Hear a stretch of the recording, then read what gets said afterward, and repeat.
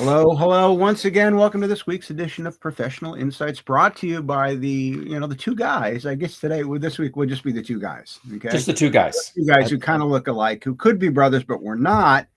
All this is brought to you by the National Referral Network, and we are happy that you're here and looking at this, however you may be looking at this, because the purpose of this presentation is to share professional insights and wisdom with you so that you can use it however you will. If you're a professional, you can share it with your clients.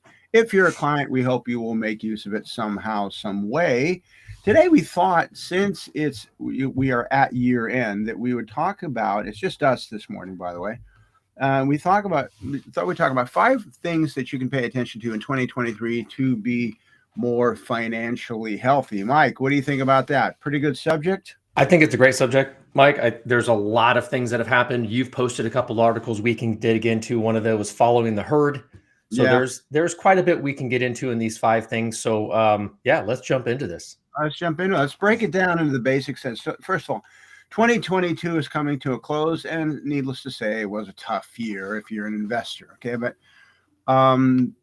not every year is rosy, and we've had a really, really long run of we had a really, really long bull market, and I think that people got a little bit comfortable. I think, and we're sort of used to the markets just going up and up and up. And the truth is, we haven't had a market that's behaved this way in about 14 years. So, hey, you know what? We were overdue. But needless to say, it's a good time of the year to reflect, to think about the road ahead, and maybe pay attention to a few things. So, with that in mind, let's jump into this. 5 things you can think about to be more financially healthy in 2023. Number 1, decide what you want.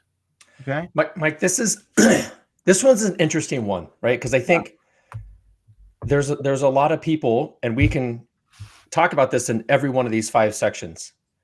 But there's a lot of people that follow people that, for instance, an investor says, should I invest in real estate? Right. And it may be a great idea, but if you don't understand real estate, then it's not your lane.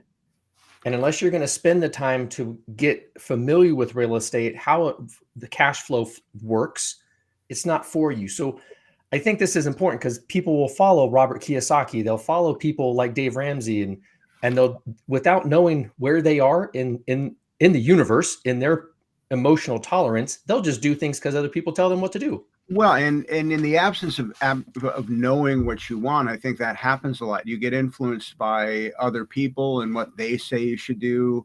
Maybe you've seen people succeed in this or that. Maybe it was real estate. Maybe it was who knows what it was.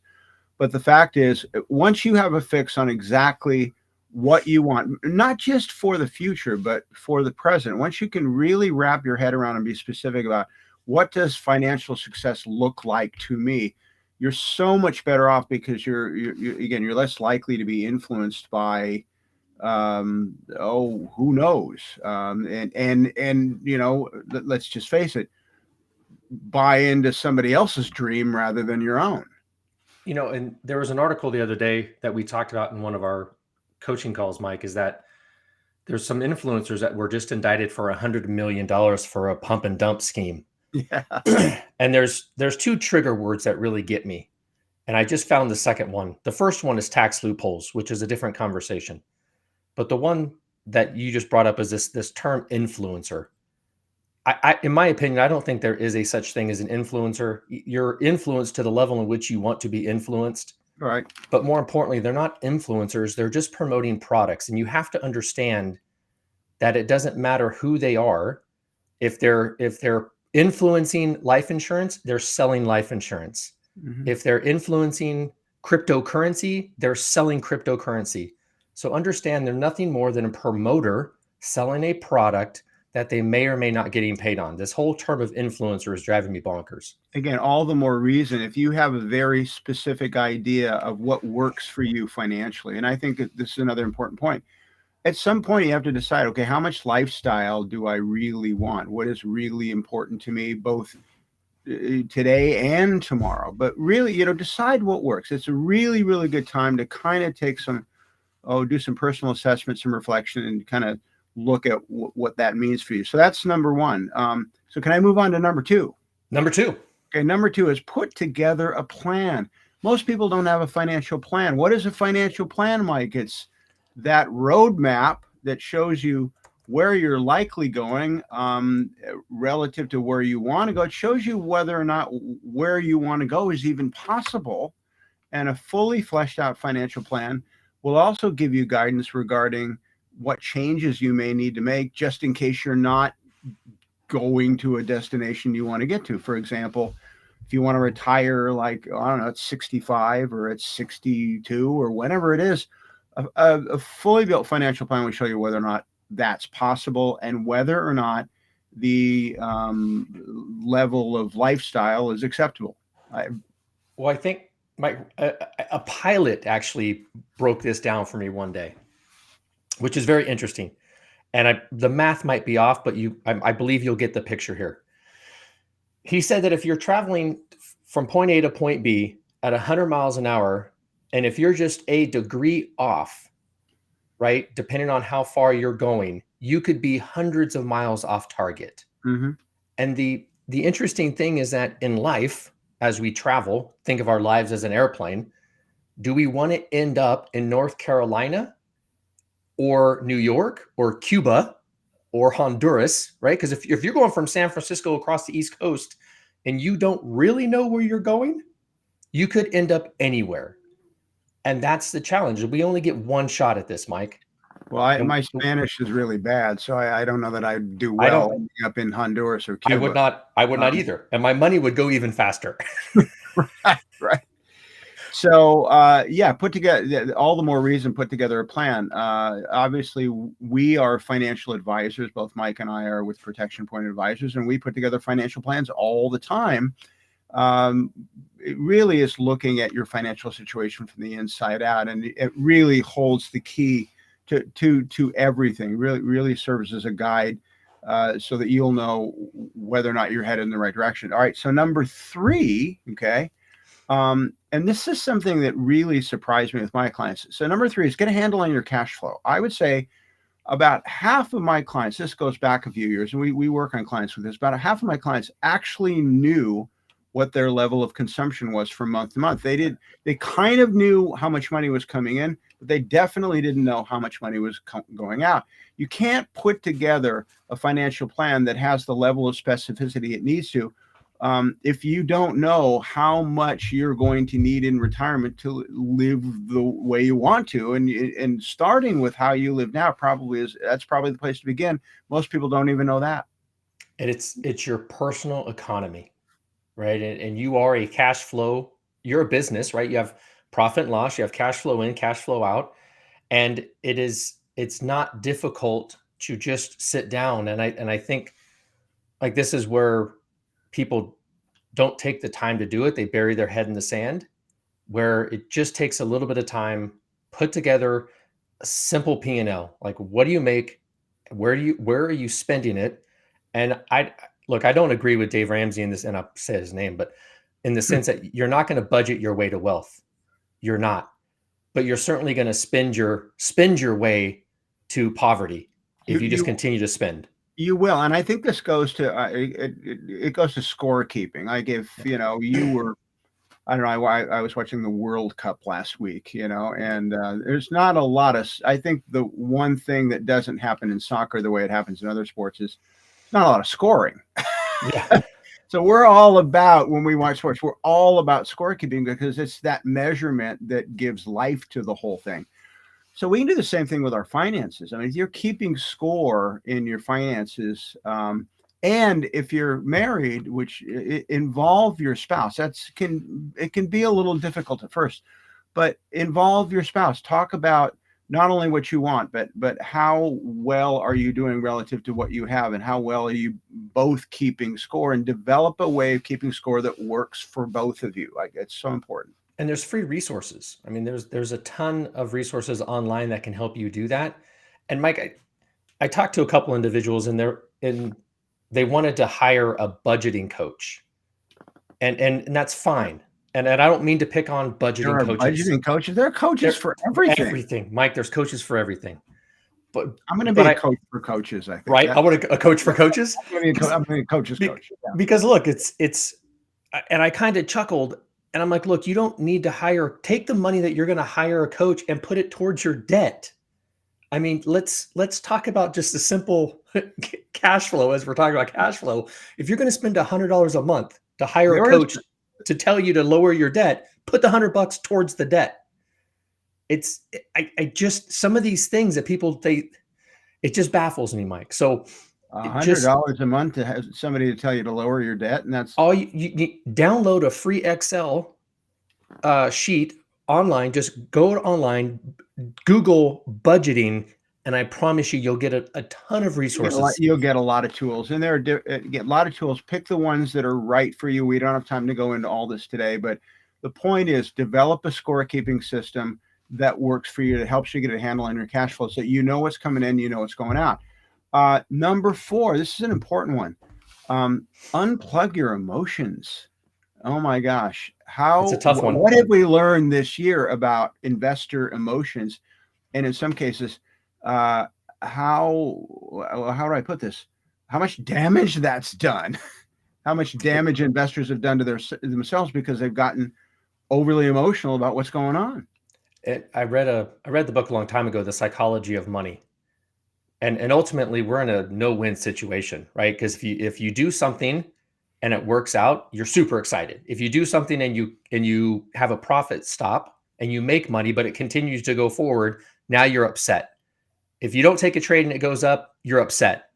If you there's all kinds of emotions, but the idea is that it ebbs and flows.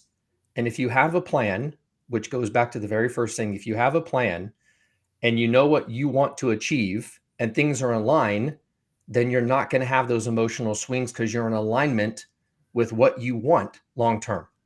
And I want to point out something, and we discuss this with clients a lot, but I don't know that this information is out there the way it needs to be. When markets behave the way they have this year in 2022, many investors all of a sudden want to become market timers, meaning they want to maybe retreat and hold a lot of money in cash until things calm down. Or they want to look for what they think is the great stock opportunity to try to take advantage of what's going on. Statistically speaking, and this has been studied over and over again, the information's been out there for, believe it or not, about 70 years, okay, for a long, long time. Market timing as a component of return. Again, if you look at what drives the return in a portfolio, market timing is less than 2% of the result.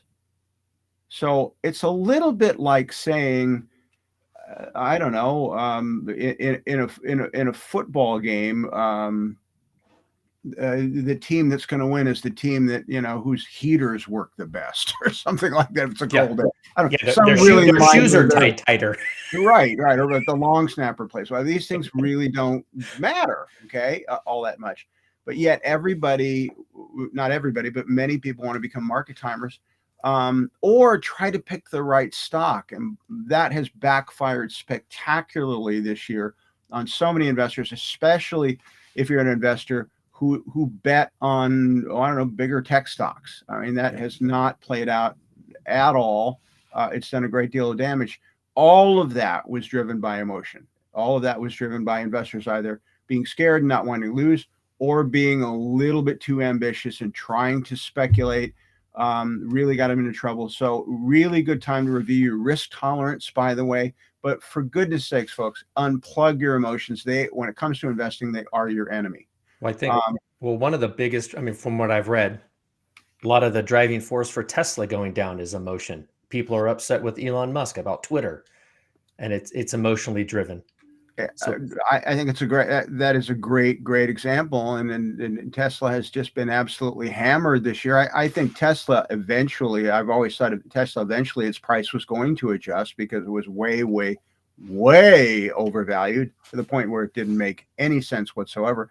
So Tesla's day of reckoning was coming at some point. That's a great example. And you're right. Investors really did get way, way too emotional about that stock. We will see if it were, I'm hopeful that these people who did that recover some of the declines, to put it diplomatically, in the coming year. We will see. But let's move on to number 5. Number 5, and we'll close with this. Listen to your advisors. I mean, if you have advisors, for goodness sakes, listen to them. Part of their job is to help you unplug from your emotions. So they will help you with number 4, and they are there to inject objectivity and rationality and all these other components into the conversation. They're there to help you focus and remind you what it was you originally wanted, to help you. If they're an advisor that's doing their job, they should be putting together a financial plan, not just a financial plan that's, I don't know, 70 pages long and has all these charts and graphs and numbers in it. It should be a financial plan that you actually understand and are happy with. And if you don't understand it, then you need to say to your advisor, look, I appreciate what you did, but I really need to understand this better. Walk me through this so I can understand it. It does not include those individuals on Reddit who put money into cryptocurrency back in 2011 and have made quite a bit of money over the last 11 years, and all of a sudden now are teaching investment courses. Right. It's not that person. Right. And that's a great point. We live in a world of information overload. And unfortunately, sometimes the loudest voices and often the most well-spoken voices are the ones that get all the attention, even though these people, they don't really know very much either. They're just good at articulating. They're good at storytelling. They're good at whatever is they're good at. And they become media stars. And for whatever reason, people listen to them. And oftentimes they shouldn't.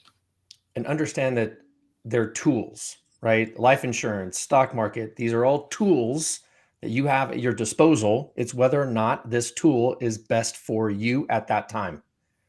And that is the best thing about the whole. I mean, we've got, although Mike just mentioned information overload, there is an abundance of information.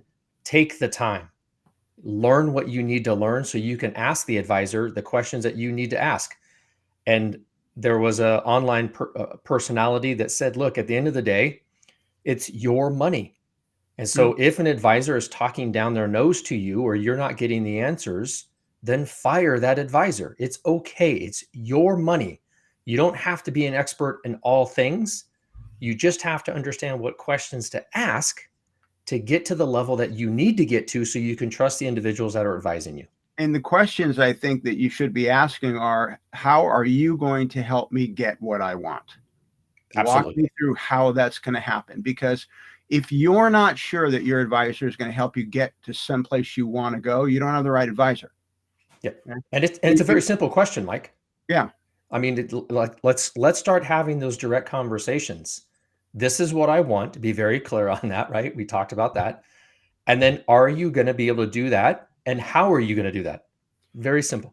And your advisor should also be asking you maybe about things you hadn't thought about, maybe looking into other areas of your financial world that maybe you haven't paid very much attention to. For example, we ask people a lot about their estate plans. Oftentimes, I've joked that getting an estate plan is like getting a hip replacement. I mean, you know you need to do it, but you're going to walk on the wounded hip as long as possible until it's just too painful. Now you got to do it. Yep. And, and which is interesting because look, bad things happen every day. And so you could go, like, you could just walk on that bad hip and it could fracture. So you just made a bad problem worse. Right. So just take care of it. So they should be working with you holistically, asking you about all kinds of. We are also, we talk a lot here about, this is sponsored by the National Referral Network, and the Referral Network really is just nothing more than a large community of professionals who all work together to solve problems for you. That's what it is, and it gives us and everybody who participates in it the resources they need to solve whatever the problem is. So. There really isn't any reason why we now can't be talking with our clients about just anything, and we should be, and your advisor should be as well. They should be asking you questions about what happens or what is happening beyond what they do for you, because we don't live in this world anymore where we're all working in separate silos. Really, this is all about teamwork. So, Mike, I think maybe that's a good topic for another discussion. The idea of selling away and some of the restrictions that some of these, and maybe this is picking on the larger brokerages. I don't know. Maybe we're going to upset some people. I don't know. But maybe this idea probably already have, but right, probably have. That's true. Talking about this idea of selling away, where a lot of advisors, and no offense to them, they just can't do a lot of the things because of this restriction they have. But I'll just kind of throw that grenade in the middle of the conversation there. Well, I mean, it goes without saying that our industry has over the years made its own bed and now must lie in it and now needs to unmake it and make a different bed, because I think the era of the transactional advisor is rapidly coming to an end. People want better information. They want relationships. They want accountability. They want transparency. And they should get it. That's every advisor you work with. Those are the questions you should be asking them. Like what's you should be asking these very blunt questions. What's in it for you? If I do business with you, what's in it for you? And I believe if you know that, if you know how your advisor is getting paid, you'll know what they're motivated to do. It's very like somebody once said. You'll never ever know the character of any individual until money is involved, and then you'll know in 2 minutes. Yep. Yep. And we'll talk about that as well, because I think that's another topic, this idea of fiduciary. Exactly What right. that means and who is a fiduciary. And just because you say you're a fiduciary doesn't mean that you're out for the best interest of your clients. Maybe we'll have that conversation too. Maybe we'll All have kinds of topics that coming up, Mike. conversation too. Any final thoughts as we wrap up here today, Mike? Merry Christmas. I hope you guys had a great Christmas weekend. I know we're coming up to the new year, and I'm excited for the new year, Mike. Everybody be safe. Don't get too crazy in the new year. And we look forward to 2023. And if your client's a Protection Point and you happen to be watching this, we thank you, and we are honored by the trust you place in us. So that is absolutely not lost on us.